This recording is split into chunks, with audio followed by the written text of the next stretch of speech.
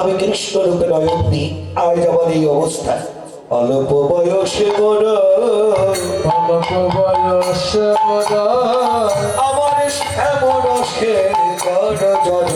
অল্প বয়সে বড় শ্যামল সে বড় জড়। অল্প বয়সে বড় শ্যামল সে বড় জড়। না জানি কি হবে পরে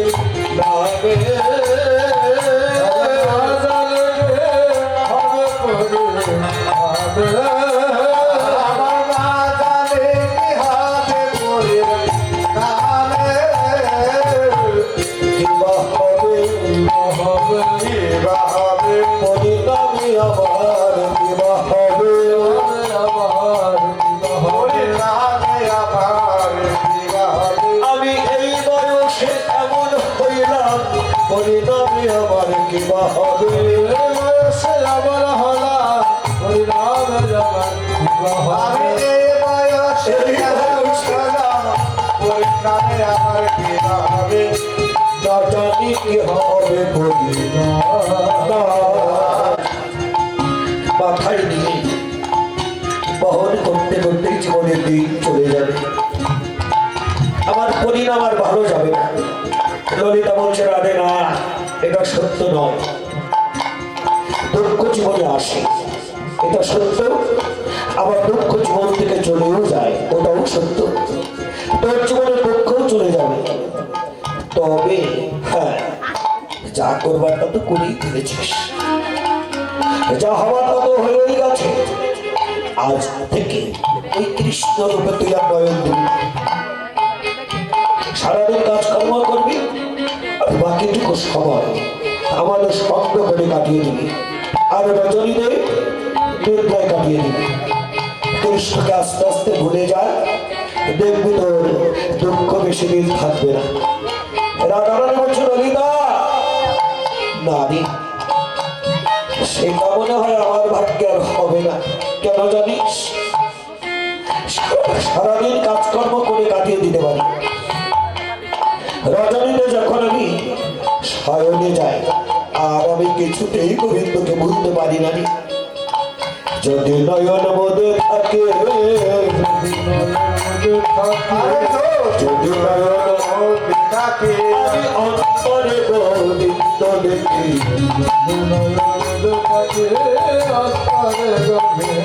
আমি তো যদি নয়ন মধ্যে থাকে অন্তরে গোবিন্দ দেখি। নয়ন মেলিয়া দেখি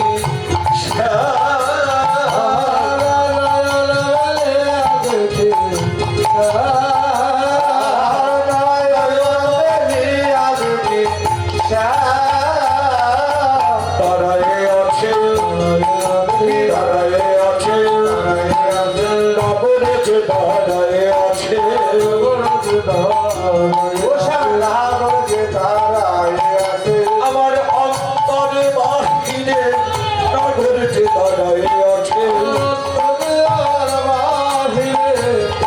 যে দাঁড়ায় আছে। আমার অন্তরে আর বাহিরে নগর যে দাঁড়ায় আছে।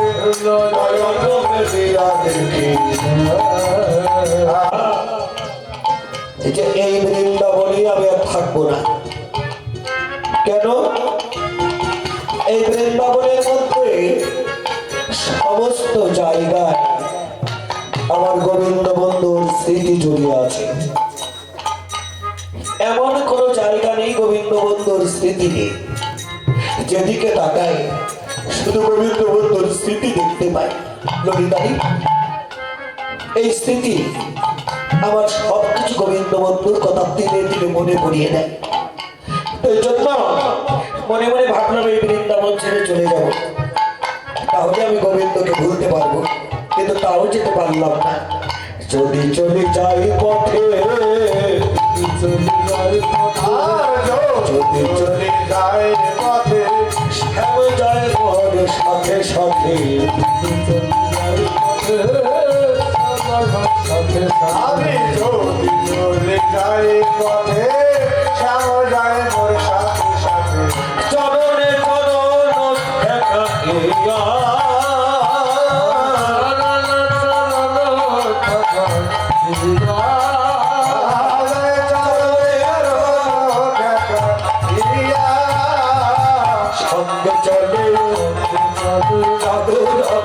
সঙ্গ চলে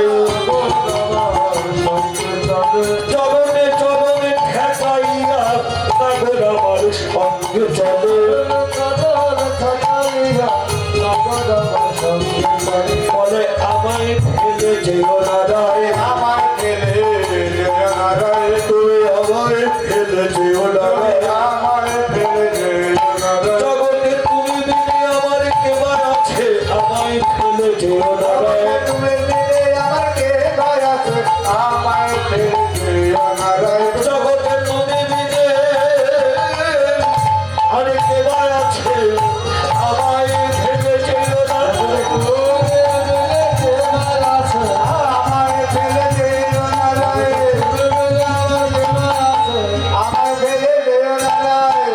চরণ চরণ ঠেকায় ও যাই চল চরণ চরণ পরিবারে আমি চলে যাওয়ার চেষ্টা করলে গোবিন্দ তোমাকে যেতে দিল নারী আমি যেদিকে যাই আমার গোবিন্দ বন্ধু আমার পিছনে পিছনে সেই দিকে আসে আর পিছন থেকে কি বলে রাধে রাধে তুমি যেখানেই যাও আমাকে তুমি ফেলে যেও না তুমি ছাড়া জগতে আমার আর কেহই নাই এমনি করে আমার পিছনে পিছনে কেঁদে কেঁদে করজনে এই কথাগুলি বলে না এই জন্য আমি মর্মে মর্মে উপলব্ধি করেছি গোবিন্দকে ভুলে থাকা আমার জীবনে আর সম্ভব নয় এই জন্য শ্যামত আগে ডাক লাগা জীবন আর কোনো কাজে লাগবেও না তাই তবে দিল তুলসী দিয়া সবার কোনো করিল হিয়ায় তুলসী দিয়া সমাপন করি দিয়া জনমের মতো রানা জানাবের মতো রাঙা পায়ে সপে দিলাম দিলাম সপে দিলাম আমি শোকে দিলাম জনমের মতো সপে আমি দিলাম জন্মের মতো শোকে দিলাম দিল তুলসী দিয়ে জনমের মতো সপে দিলাম তুলসী দিয়া তুমি তো তোমার হলাম বলে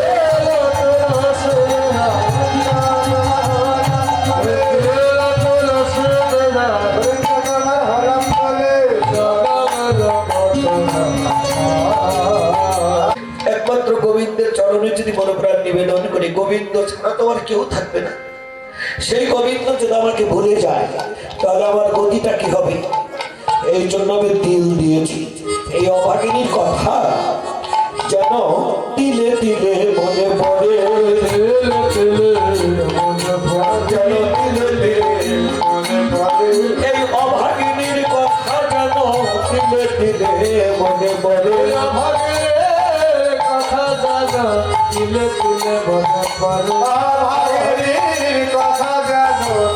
দিলে মনে পড়ে জনমের মতো রাঙা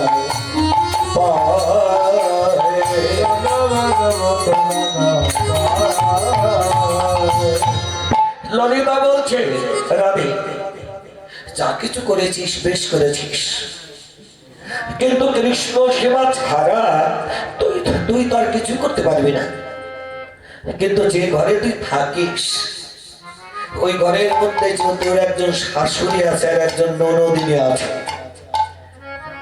ওই শাশুড়ি ননদিনী ওরা দুই ভাই যে জীবনেও কোনোদিন কৃষ্ণ সেবা করেও না আর কৃষ্ণ সেবা যদি কেউ করতে চায় তা কেউ ভালো চোখে দেখে না তাহলে ওই ঘরে থাকলে কৃষ্ণ সেবা তুই কি করে করবি রাধারানী বলছে দেখ ললিতা চিন্তা করিস না ওই ঘরেও আমি আর থাকবো না সেটাও মনে মনে মনে ভাবনা করেছি আমি কি করব আমি করে নিতে কুণ্ডল দিব যোগিনী হইয়া যায় কুণ্ডল দেব যোগে দিয়া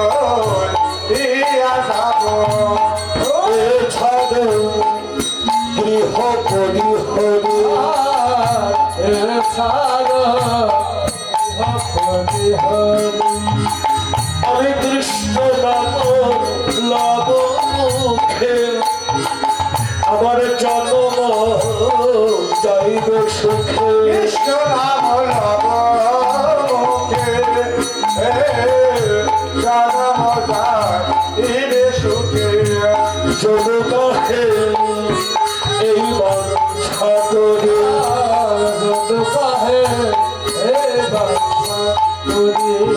আমি কৃষ্ণ বলে কেঁদে বেড়াবো বলে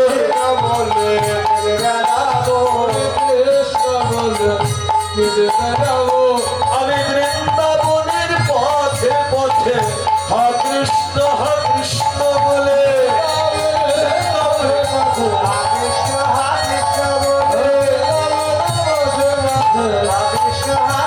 বলে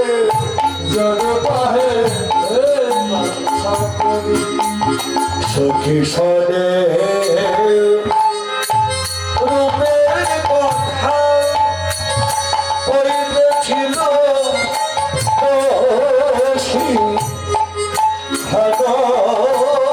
কালে বৃন্দাবনে বাজল সালের বাসি সখী সনে রূপের কথা কইতেছিল বসিয়া কেন কালে বৃন্দাবনে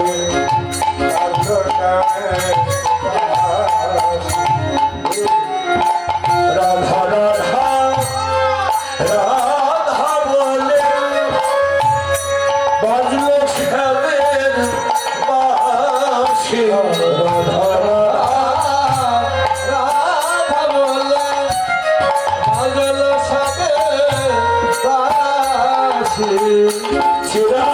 চিরাধিকার করিলে তাহার প্রবেশিবার আসি চিরাধিকার শ্যামের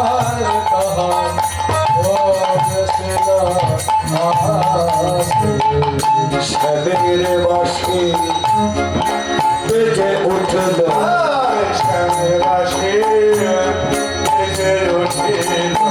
জয় রাধে রাধে বলে শ্যামের মোহন বাঁশি বেজে উঠল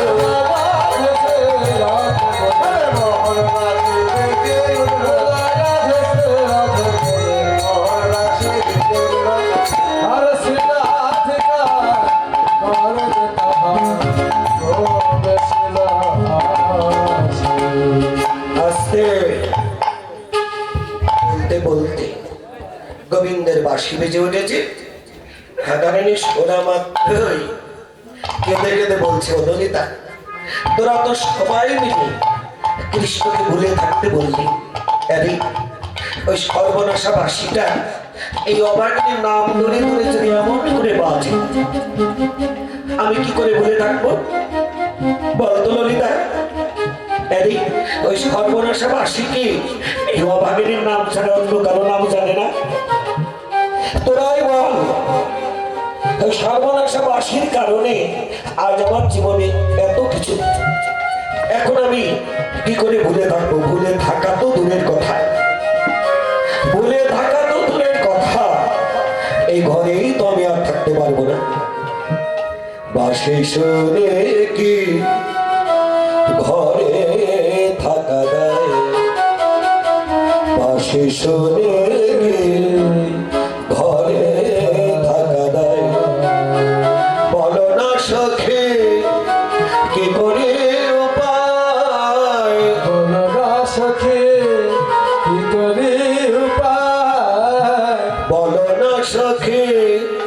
কি করে উপায়? বাঁশি শুনে কি নজরুলের গান বিদ্রোহী কবি হরিবল। এখন আর রাধারানী আর ঘরে রইতে পারছেন না, এখনই গোবিন্দের কাছে যাবে। সখীরা বলল, রাধে আর তোকে নিষেধ করবো না, তোকে নিষেধ করবো না, কিন্তু গোবিন্দের কাছে তো যাবি। এই যে রাধারানী এখন কৃষ্ণ সেবায় যাবে, কৃষ্ণ সেবার দক্ষিণা না দিয়ে কোথায় যাও?